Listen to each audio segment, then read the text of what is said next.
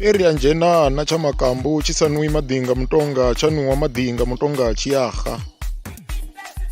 Tshisima chinovidzwa pfi Tshamakambu chinowonela Tshakhuma cha madzivandira muvhunduni wa ha-Mulangaphuma.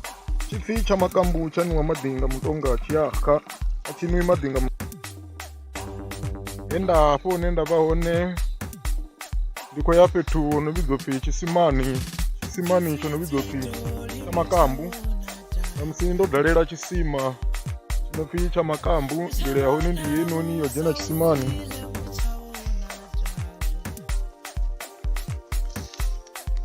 Yone nḓila yo dzhena Tshamakambu. Hetshinoni tshisima tshika tshiṅwe tsha tshipiḓa tsha hafha ho no vhidzwa pfi tshiḓakani, hafha hune ha vhulungelwa hone vhathu vha ha madzivhanḓila. Hetshinoni tshipiḓa tsha nga fhasi ya bada ya tshiṱakani ndi tshone hetshinoni tshipiḓa tshine tsha vha na hetshinoni tshisima.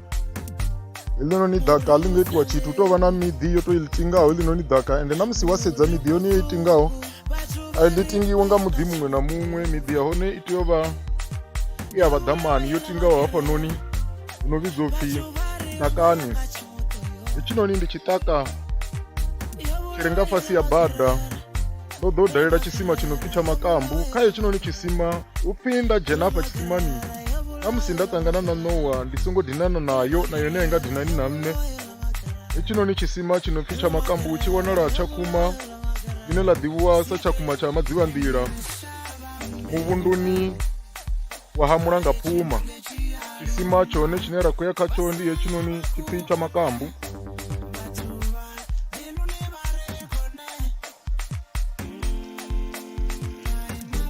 Tshone tshisima tshi no vhidzwa pfi Tshamakambu hetshinoni ya nṱha hangeini ndi hone hune ra vha ri tshi khou bva tshiṱakani tsha madzivhanḓila.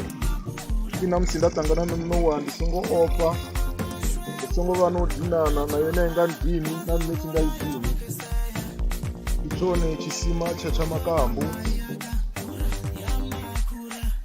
Vha tshi ḓivhaho khwine vha tshi vhidza uri Tshamakambu tshi sa nwi maḓi nga mutonga, tsha nwiwa maḓi nga mutonga tshiyaha.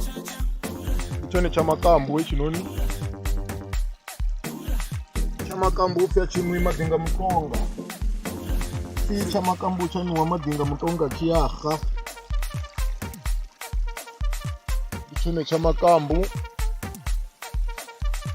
Vho vha vhe na tshanduko ramuṅanga kha mupo ndi vhathu. Ro vha ro dalela Tshamakambu.